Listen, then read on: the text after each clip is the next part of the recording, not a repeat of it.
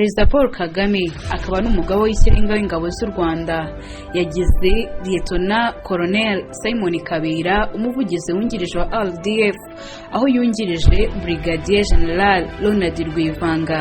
Tariki ya 8 ku mbuga nkoranyambaga zitandukanye z'abantu batandukanye haba kuri Twitter, Instagram, TikTok, Facebook, WhatsApp, YouTube n'ahandi henshi hatandukanye hakwirakwijwe amafoto ya Lieutenant Colonel Simon Kabera.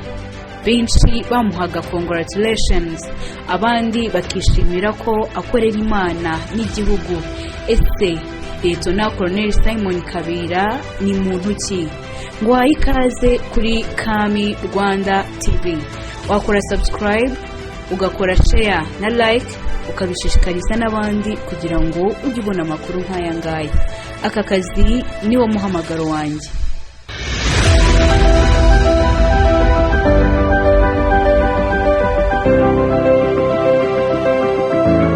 Mu mpinduka zatangajwe tariki ya 8 z'ukwezi kwa gatandatu harimo no kugirwa umuvugizi wungirije wa RDF Simon Kabera. Izi mpinduka zatangajwe kuri iyo tariki. Lieutenant Colonel Simon Kabera w'imyaka 50 amaze igihe kinini mu ngabo z'u Rwanda. Ubuzima busanzwe n'umubyeyi wubatse unafite abana. Imfura ye ifite imyaka 12 y'amavuko. Lieutenant Colonel Kabera yakoze mu nzego zitandukanye mu gisirikare cy'u Rwanda, harimo ko yabaye mu nama y'ubutegetsi bw'ibitaro bya gisirikare guhera mu mwaka wa 2019. Mbere yaho yagiye mu butumwa bw'amahoro muri Sudani y'Epfo, UNAMIS. Muri UNAMIS, Lieutenant Colonel Kabera yari umuyobozi wungirije ushinzwe itangazamakuru. Ni umuntu usanzwe uzwi mu bijyanye n'iyobokamana ndetse n'ubuhanzi. Azwi mu ndirimbo nyinshi zo kuramya Imana, ajya ananyuzamo akigisha ijambo ry'Imana, ndetse inshuro nyinshi agaragara mu bikorwa byo kuvuga ubutumwa bwiza bw'Imana.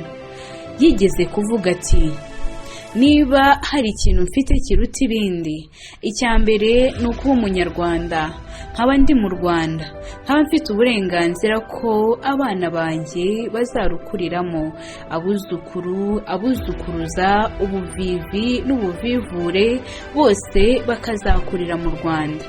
Ikindi kirenze kuri ubu buzima buri hano nuko nakiriye Yesu, nzi ko na nyuma y'ubu buzima hari ikindi gihugu Yesu yagiye kudutegurira tuzabamo.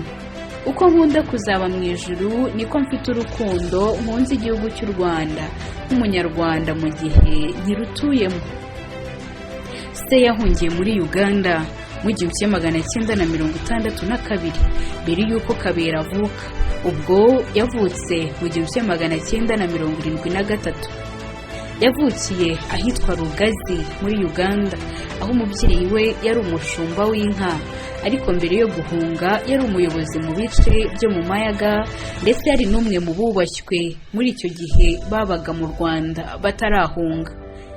Ati, ariko hamwe n'ubutegetsi bubi bwariho n'akarengane kari gahari, datahunga mu 1962 jye mvuka ku mubyeyi w'umushumba w'Abanya-Uganda.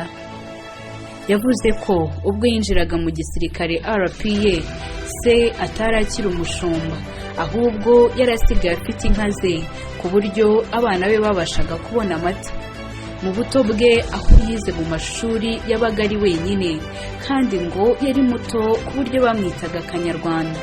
Muri icyo gihe cyose yashakaga kwisanisha n'Abanya-Uganda uko yabonaga bubashywe, agakora ibishoboka byose ngo ase nabo, ariko bikanga. Ubajyaga babaserereza bagaserereza Abanyarwanda bavuga ko iyo imvura ibanyagiye bapfa. Simon bikamubabaza cyane. Yagize ati, iyo udafite igihugu nta jambo uba ufite. Bashobora kugucumbikira akanya gato, ariko akandi kanya kariko kose bakakubwira ko ugomba kujya mu gihugu cyawe. Umuntu arakubwira ngo subira aho wavuye, kuko agaciro k'umuntu gashingira ku kuba afite igihugu akomokamo. mu mwaka w'1991 ngo ntiyigeze abwira ababyeyi be kuko bari bakiriho ndetse nabo bavukana nta kinigeze ababwira kijyanye n'uko yari agiye ku rugamba, ahubwo yafashe urugendo we na mugenzi we witwa Claude. Uyu Claude yitabye Imana maze bajya ku rugamba rwo kubohora igihugu. Aha naho yagize ati ni urukundo rw'igihugu. Icya kabiri ni akarengane kari gahari ku banyarwanda bari hanze n'abari mu gihugu.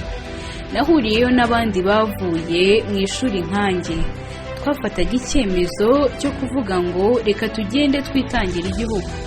Ukaza mu Rwanda utazi urwo ari rwo.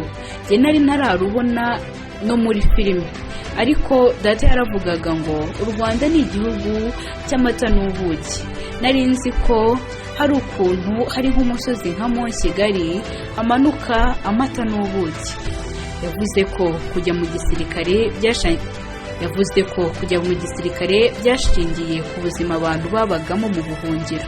Aha naho yagize ati naravuze nti nubwo nta bunararibonye mfite ariko ndagiye, kandi kugeza uyu munsi ndacyafite ishyaka n'urukundo cyane. Niyo mpamvu nkikora akazi ko kwitangira igihugu kuko nta kindi wagisimbuza. Kuva yajya mu gisirikare ngo yigishijwe kugira ikinyabupfura no kugaragaza itandukaniro aho ari hose. Ikindi ngo yigishijwe akijya mu gisirikare harimo kwitanga kuva ku munota wa mbere kugeza ku munota wa nyuma. Jenoside yakorewe Abatutsi imaze guhagarikwa nibwo yasubiye mu mashuri. Ubu afite masters muri politiki n'indi mu mategeko mpuzamahanga. Afite kandi impamyabumenyi mu bijyanye no gutanga amasoko. Afite imidari irimo wo kubohora igihugu ndetse ngo ni umwe mu yimushimisha. Yigeze kuvuga ati nzawereka abahungu banjye. Afite n'uwo guhagarika Jenoside yakorewe Abatutsi.